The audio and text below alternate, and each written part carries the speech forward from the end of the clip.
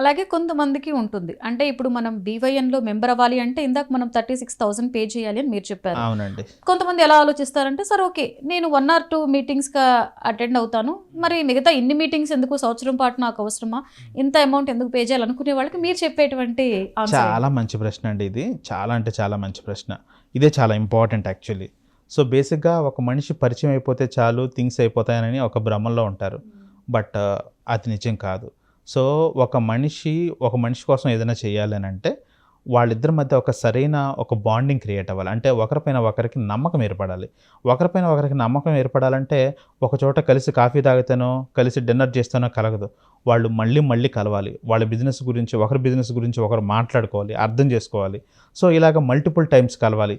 అప్పుడు ఒకరిపైన ఒకరికి నమ్మకం అనేది ఏర్పడుతుంది. ఆ నమ్మకం ఏర్పడినప్పుడే మనం వాళ్ళకి ₹1,00,000 బిజినెస్ ఇవ్వడం కానీ, లేదా వాళ్ళు మనకి ఇవ్వడం కానీ జరుగుతుంది. అంటే ఈ బాండింగ్ అని ఇప్పుడు చూడండి, మీకు ఒకసారి పరిచయం అయిన వాళ్ళతో మీరు అంత ఉండరు.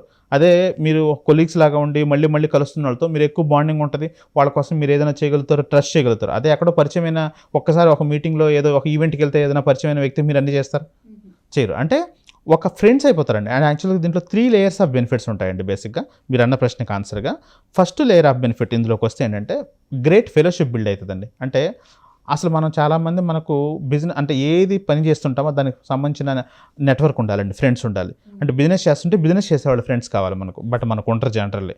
కానీ ఇక్కడ అది క్రియేట్ అవుతుంది. అంటే బిజినెస్ చేస్తున్న వాళ్ళు మనకు ఫ్రెండ్స్గా అవుతారు. అంటే ఒక గ్రేట్ ఫెలోషిప్ అనేది డెవలప్ అవుతుంది. అది ఫస్ట్ బెనిఫిట్. దీంట్లో ఏంటంటే ఎంతో ఆనందం, అంటే ఎన్నో మెమరీస్ని క్రియేట్ చేసుకోవచ్చు, ఎంతో నాలెడ్జ్ వస్తుంది, ఎన్నో కనెక్షన్స్ బిల్డ్ అవుతాయి. అంటే నీకు ఎంతో కష్టంగా దొరికే ఒక కాంటాక్ట్ కూడా వీళ్ళ దగ్గర నుంచి సింపుల్ లైక్ దట్ ఒక మెసేజ్ రూపంలో వచ్చేస్తుంది మీకు. అంత ఈజీ అయిపోతుంది. అలాగా గ్రేట్ ఫెలోషిప్, కనెక్షన్స్ ఎస్టాబ్లిష్ అవుతాయండి. ఇది ఫస్ట్ లేయర్ ఆఫ్ బెనిఫిట్.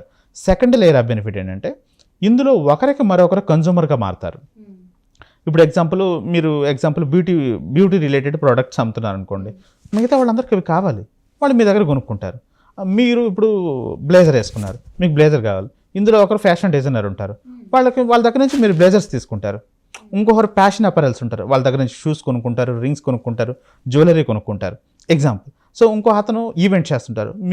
మన ఫ్యామిలీలో ఎవరికైనా మనం ఫంక్షన్ చేసుకోవాలనుకుంటే ఆ ఈవెంట్ ఆర్గనైజర్కి ఈవెంట్ ఇస్తాం. అంటే మనలో ఒకరికొకరం కన్జ్యూమర్గా అవుతాం. అది second layer of benefit. Third layer of benefit, ఒకదాన్ని మనం కన్జ్యూమ్ చేసి ఎక్స్పీరియన్స్ చేసిన తర్వాత, ఎగ్జాంపుల్ ఇప్పుడు ఉన్నారు, మీకు మంచి బెస్ట్ ఫ్రెండ్ ఉన్నాడు, తను ఏదైనా బిజినెస్ చేస్తున్నాడు, అది మీరు మిగతా ఫ్రెండ్స్ అందరికీ చెప్పరా? ఆబ్వియస్లీ చెప్తారు. లేదు మీరు ఒక సర్వీస్ తీసుకున్నారు, దాన్ని చాలా అద్భుతంగా ఎంజాయ్ చేస్తారు, అంటే you felt very much happy, దాన్ని మీరు ఇతరులకు చెప్పరా? చెప్తారు. అండ్ ఎట్ సేమ్ టైం ఇది కూడా మీరు అదే చేస్తారు. అంటే ఇక్కడ వీళ్ళందరినీ తీసుకెళ్ళి మీకు పరిచయం ఉన్న ప్రతి ఒక్కరికి, ఈ గ్రూప్ మినహాయిస్తే ఎలాగే వీళ్ళందరికీ తెలుసు కాబట్టి మిగతా వాళ్ళందరికీ తీసుకెళ్ళి మీరు దీని గురించి చెప్తారు. అంటే బిజినెస్ కూడా జనరేట్ అవుతుంది.